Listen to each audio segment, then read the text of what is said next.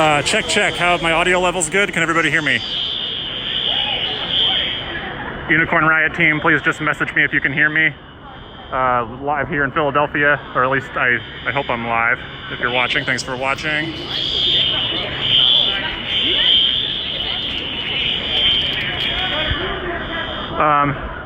So yeah, I think we're good.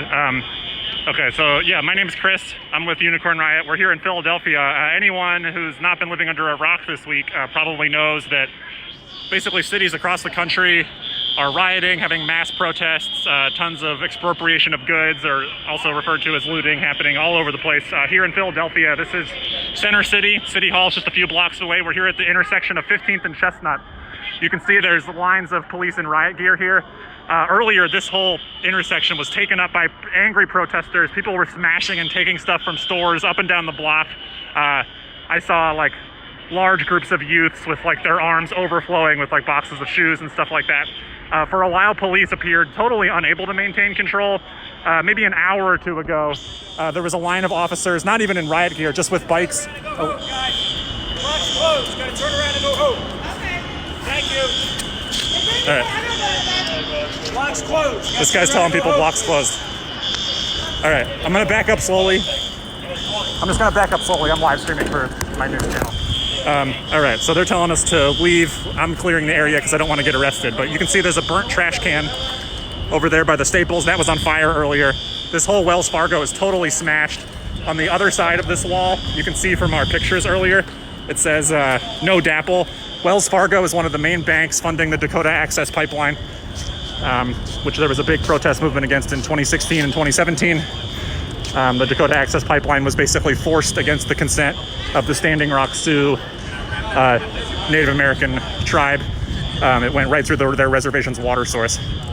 And oil companies basically used military, sort of big riot police formations like we're seeing in protests now were used to basically protect the construction of that pipeline. So that's why people smashed up that Wells Fargo, or at least why they tagged it with no DAPL. So we'll just sort of take you on a tour of what it looks like in Philadelphia right now. Earlier, that cop was sort of using his baton to point people out of the area. We're gonna try, it seems like we still have the freedom to report during the curfew here in Philadelphia tonight. Not really sure. Earlier, police were getting pretty pushy with me. I'm on a bike so I can move fast, which like they almost knocked me over with my bike. I got hit with a baton a little bit just because I was embedded with the crowd, and they were often unable to control the crowds, but then occasionally they would get, a crowd of a few dozen people, and the officers would maybe have more even numbers with that crowd, and they would push people away, sort of run people, swinging batons at them. I saw a few violent, definitely like cops beating people with batons. I think we got some video of it, but it's dark at night here, and I'm out on short notice. Unicorn Riot was not really prepared for anything that happened this week because we didn't know George Floyd was going to get murdered and that things would explode the way they did. So let's see, we got some more graffiti here. It's Anarchy A, fuck 12. Fuck 12 is code for fuck the police. If you're not aware, it's already been an anti-police slogan in America, not exclusively in black communities, but that's often where you might hear it. I believe the origins of fuck 12 comes from, I want to say the phrase was used in rap music from Atlanta or from Georgia, where 12 referred to a specific narcotics unit, where like this certain narcotics unit called 12 was very oppressive to people in some communities. And so fuck 12 sort of emerged as a response to that. And it's sort of picked up more viral strength across the country this week. It says RIP Nip, and maybe that means Nipsey Hussle, the musician, I'm not sure. So, you can see there's some barriers here. I saw protesters moving barricades around and then cops moving them out of the way, so I'm not sure whose barricade this is. These are City of Philadelphia Jersey barriers, I believe, but I don't know if sort of anyone can move them.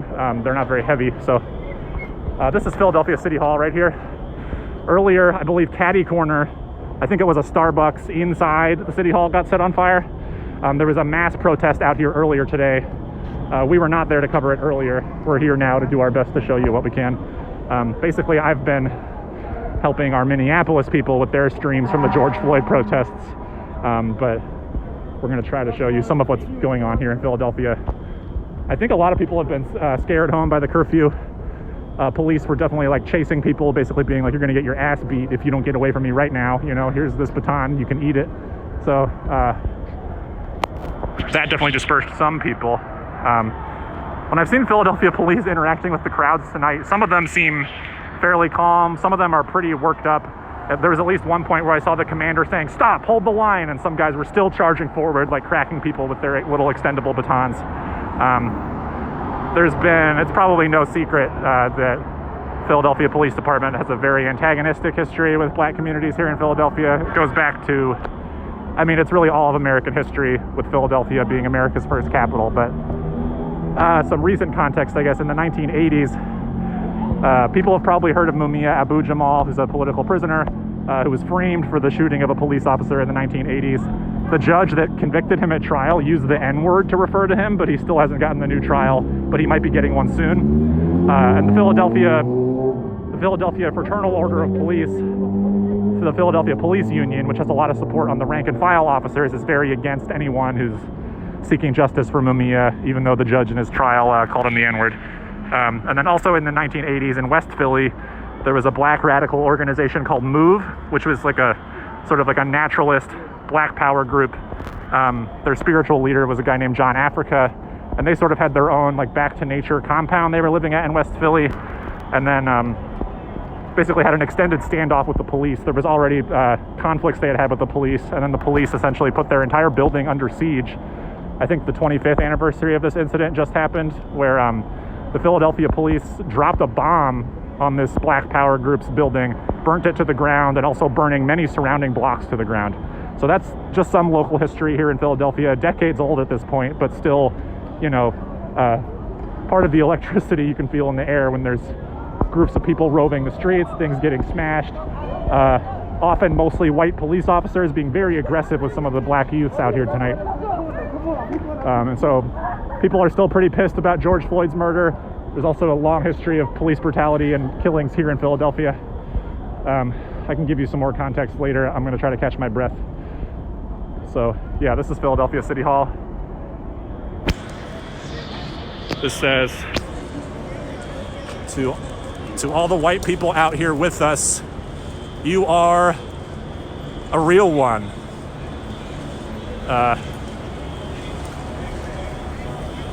So yeah, it's definitely been a multiracial crowd.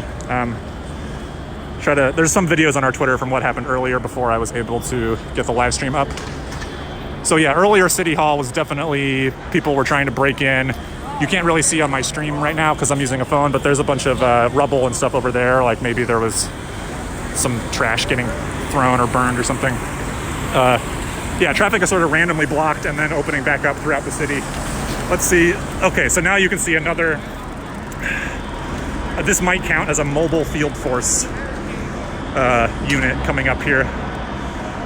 This is sort of the size of police formations that have been sweeping the streets. You can see they're approaching here. The street. Oh, that's a police like Bearcat armored vehicle going right there.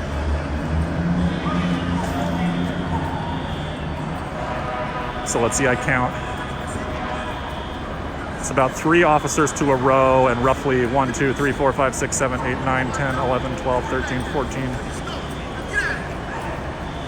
It's probably like 30, 40 cops in this line that's advancing here.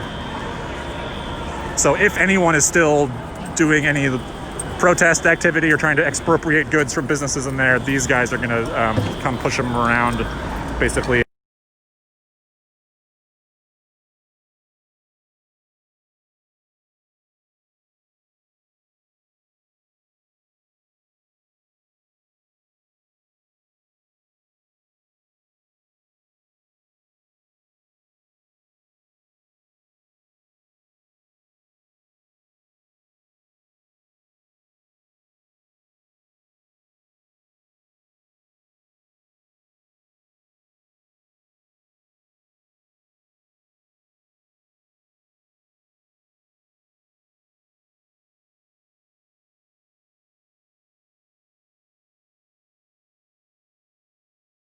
Art statue here by City Hall.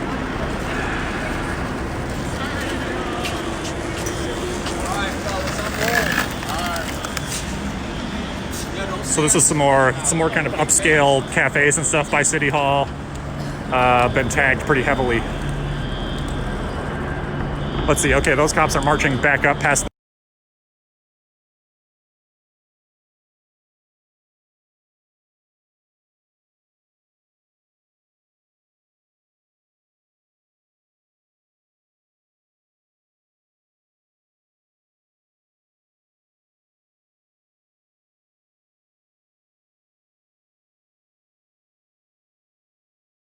cops. It's a pretty common message. Where were the good cops is what that graffiti says. That's definitely a question. Anyone who's watched the George Floyd video has that question. No good cops is what this graffiti says. So we've got, where were they? There was not sort of a conversation happening between some of the graffiti here.